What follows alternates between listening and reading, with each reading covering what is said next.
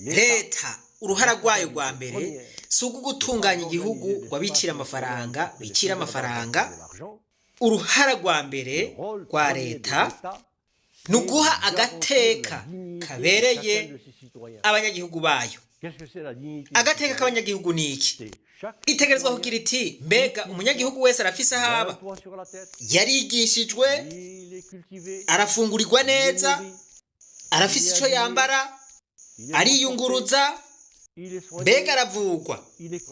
Ivyo nivyo bintu nkenerwa ku banyagihugu babayeho neza. Ivyo rero si kuvuga ko bitabaho, ivyo birabaho. Reka ndabisubiremwo kugira ngo mubitahure neza. Mbega umunyagihugu wese arafise uburaro? Aha kuri iki hari abantu boca bavuga ngo none ngo leta ngo ntitegerezwa kuronderera uburaro ngo abenegihugu, ngo ntihariho ibihugu ngo usanga hariho abandi baba hanze. Urumva bagaca bitwaza ivyo, ariko hariho n'ibindi bihugu umunyagihugu wese ategerezwa kugira ahaba. Ata munyagihugu aba mwibarabara ivyo tobona. Biravugwa ko mu gihugu ca Finland ataba homeless canke abantu batagira aho baba bariho. Leta yarahagurukiye ico kibazo. Biravugwa kandi ko no mu Buyapani ataba homeless canke abantu batagira aho baba bariho. Nitwaca twitwaza ivyo rero ngo no mu bihugu biteye imbere ngo abatagira aho baba bariho.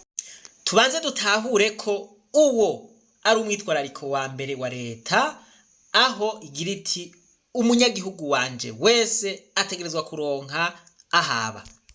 Ica kabiri ni iki c'indero. Mbega umunyagihugu arashobora gusomesha umwana vyoroshe? Mbega umunyagihugu we agomvye kwiga biramworohera? Voilà. Mbega umunyagihugu arigishwa kwibi na biriya, ari amategeko ategerezwa gukurikiza, ibi birabujijwe, ibi no kubisonera, utegerezwa kwigenza uku. Umunyagihugu araronka izo nyigisho? Mbega umunyagihugu araronka ico afungura? Nico gituma hariho ibihugu vyahagurutse biravuga biti nta munyagihugu wacu azokwicwa n'inzara. Nico gituma usanga leta itegekaniriza abantu bayo bamwe bafise amikoro make ko bategerezwa kuronka amafaranga buri kwezi kugira ngo ntihagire uwicwa n'inzara. Nko mu bihugu vya Buraya uvuze ngo uri umwenegihugu ugomba wicwe n'inzara, ahubwo iyo bintu ntibibaho. Hariho ibihugu ikintu c'inzara ivyo atari kibazo iwabo. Mbega umunyagihugu arafise ico yambara? Bakavuga bati no, nta munyagihugu ategerezwa kugenda ari gusa, umunyagihugu ategerezwa kwambara. Leta ico ni gikorwa ca leta. Murumva yuko ico ari gikorwa ca leta.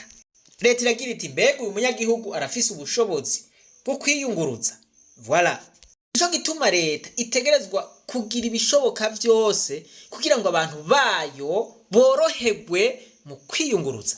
Kuko abantu bigorana mu kwiyunguruza, leta niyo ibiri kwirahomba. Mbega abantu baravugwa? Igikorwa cyo kuvura abanyagihugu ni igikorwa ca leta. Mu bindi bihugu umuntu naho aniha umutwe, leta niyo yimenya, niyo imuvuza. Ibi rero ni ibintu nyamukuru leta yategerezwa gukorera abenegihugu mu gihe ari leta iri ku rutonde.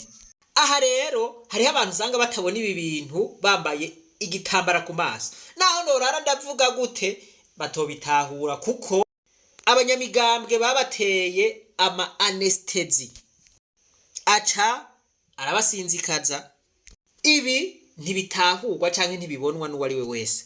Mbega umwenegihugu ariyunguruza neza iyo uri kuraca mwibarabara ribi, ibarabara ry'ibinogo, nukuvuga ngo leta ntiba yarakoze igikorwa cayo neza.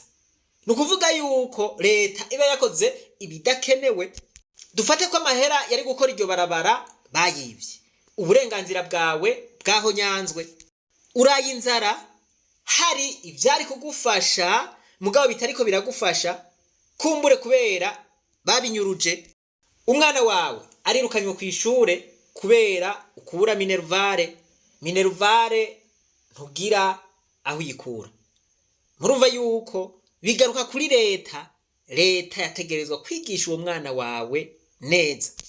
Uragwaye ingwara yategerezwa kuvurirwa mu gihugu, mugabo nta miti uronse.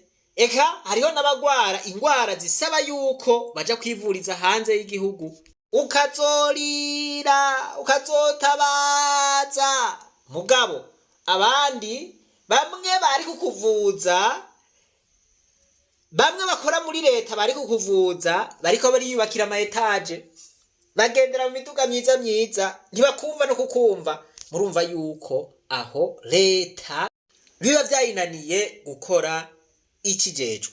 Aha ndiko ndavuga ibi, hari abantu kubera ya anesthesi baca batangura kuvuga ngo nguyo bariko avuga nabi leta. Oya, suko bimeze. Ze murajijuka, muze muratahura uburenganzira bwanyu. Reka kuba abaja b'imigambwe, reka guhumiriza, reka kuba impumyi. Hariho nabize ibi bishikira. Umuntu afise akantu k'uburongozi muri we niwe ashobora kubitahura akoresheje itegeko ryitwa la loi de l'intuition. Voilà, itegeko ryo gusoma. Ngo umurongozi arasoma abantu, hanyuma akamenya ico bakwiye, hanyuma akamenya ivyo bakeneye mu buzima ubayemo. Mbega ibi umuprofeseri avuze ubona ubikwije?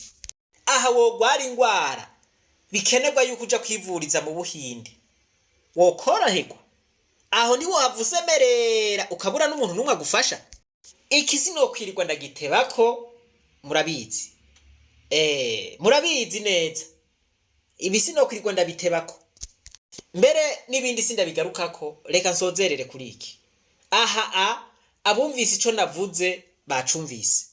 Rero bantu b'Imana, ibi umuntu yakwirikiranye inyigisho z'uburongozi bwiza aca bibona vyoroshe, aca bitahura vyoroshe. Ni no muri iyo ntumbero twipfuje kubatumira muri promotion igira 28 ngo muze mukurikirane izi nyigisho z'uburongozi bwiza, kugira ngo ejo niwabona ibarabara uri kuracamwo ari ribi uzutahura uti ubu n'uburenganzira bwanje bwaho nyanzwe. Niyo wabona ubuze icurya uzovuga uti ubu n'uburenganzira bwanje bwaho nyanzwe. Mbega leta yashizeho uburyo bwoshobora kumfasha kugira ngo nshobore kuronka ico mfungura? Ukabona ugwaye utari kuravuzwa uko bikwiye, uzumenye yuko hariho agahaze. Kugira ngo ushobore kubona ibi bintu rero bisaba yuko ufise ayandi maso, bigusaba yuko uba wihweza ibintu mu buryo bw'uburongozi, ico bita leadership bias. Voilà, uri kuraca mu binogo ugenda uradunda, iyo ufise leadership bias uravuga uti mana je ndumva wo nkoresha hagira ico mpindura. Uciye ahantu ukabona bishwe n'inzara ukoresheje leadership bias uravuga uti mana oya nkoresha jewe mpindura ubuzima bwabo bantu. Uciye ahantu ukabona abo vyanse ko bavuzwa, abariko baratakamba bakeneye ubufasha bwo kwivuza, uravuga uti mana oya nkoresha igishoboka cose kugira ngo mpindura ubuzima bw'aba bantu, ejo bazoshobore kwivuza vyoroshe. Ushobora kuraba akajagari kari muri politike bihagutera umutima uhagaze ukababara, ukavuga uti mana oya nkoresha nanje hagira ico mpinduye mu vya politike. Ico ni ikintu bita leadership bias. Mu vy'igihugu gusa birashobora kuba biriko biragorana no mu muryango, no mwishira hamwe, no ku kazi uko. Mu gihe rero uciye ugira umutima uhagaze ukumva hari ico wofasha kugira ivyo bintu bihere, ico nico bita leadership bias. Kumbure vyoba vyahora bigushikira utazi igituma, nico gituma tugutumiye ngo uzukurikirane inyigisho za leadership ubitahure gusumba. Kaze rero mwiyandikishe mu ishure ry'abarundi bose muri promotion ya 28. Ico tugusaba kuvuga izina, tukagusaba kuvuga urugero rw'amashure ufise, naho uba ufise iya mbere upfa kuba uzi gusoma no kwandika canke wahejeje kaminuza, mwese turabakira kuko inyigisho zitangwa mu rurimi rw'ikirundi. Kaze rero twige uburongozi bwiza. Kaze turonke inyigisho zidufasha guhindura isi ibe nziza gusumba uko twayisanze. Imana nibahezagire mwese, reka twibandanize rwa rugendo rwacu maze tugaruze umunezero Satani yatunye.